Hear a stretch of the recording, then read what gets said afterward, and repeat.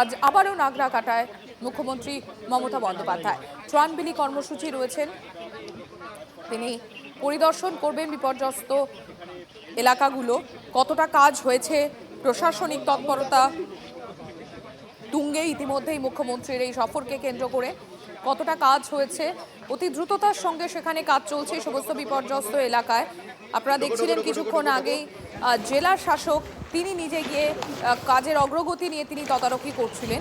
ইতিমধ্যে যে ছবি আপনারা এক্সক্লুসিভ দেখতে পাচ্ছেন TV9 বাংলায়, মমতা বন্দ্যোপাধ্যায় তিনি ইতিমধ্যেই পৌঁছে গিয়েছেন নাগরাকাটাতে। প্রসেনজিৎ, গত সোমবার এই বিপর্যস্ত এলাকা পরিদর্শনে যান মুখ্যমন্ত্রী, তার ঠিক এক সপ্তাহের মাথায় আবারও তিনি সেখানে পৌঁছে গিয়েছেন এবং একটু আগেই তুমি জেলা শাসকের সঙ্গেও কথা বলছিলে, সব নিয়ে কিন্তু প্রশাসনিক তৎপরতাও তুঙ্গে, অর্থাৎ আবারও পুরনো ছন্দে ফেরানোর তৎপরতা।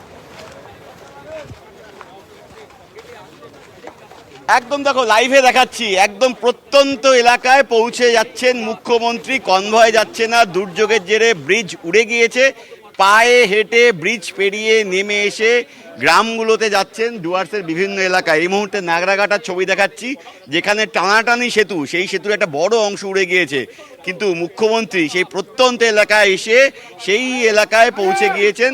স্থানীয় বাসিন্দাদের সঙ্গে নেমেই কিন্তু কথা বলছেন। দেখাচ্ছি ছবিটা, মুখ্যমন্ত্রী হেঁটে আসছেন এবং যে এলাকাগুলো গতকালকে রিভিউ মিটিং করেছিলেন হাসিমারায়, কিন্তু শুধু রিভিউ মিটিংয়ের যে ফলাফল বা রিপোর্ট, সেই রিপোর্ট না, নিজের চোখে সরেজমিনে দেখে নেওয়া যে এলাকায় ক্ষয়ক্ষতি কী, সেই ক্ষয়ক্ষতি বা যে অভিযান চলছে সারানোর ক্ষেত্রে সেগুলো কতটা এগোলো।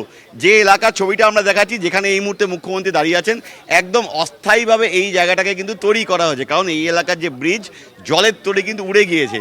গত কয়েকদিন ধরে বালির বস্তা ফেলে বা বোল্ডার ফেলে এই এলাকাগুলোকে কিন্তু তৈরি করা হচ্ছে, যে কারণেই কিন্তু এই এলাকাগুলো অত্যন্ত দুর্গত, পৌঁছানো যায়নি গত কয়েকদিন। কিন্তু মুখ্যমন্ত্রী প্রথমেই জানিয়েছিলেন এই দুর্গত এলাকাগুলোতেই পৌঁছবেন, সেই কারণেই একদম প্রত্যন্ত এলাকায় পৌঁছে যাচ্ছেন মুখ্যমন্ত্রী মমতা বন্দ্যোপাধ্যায়। সরাসরি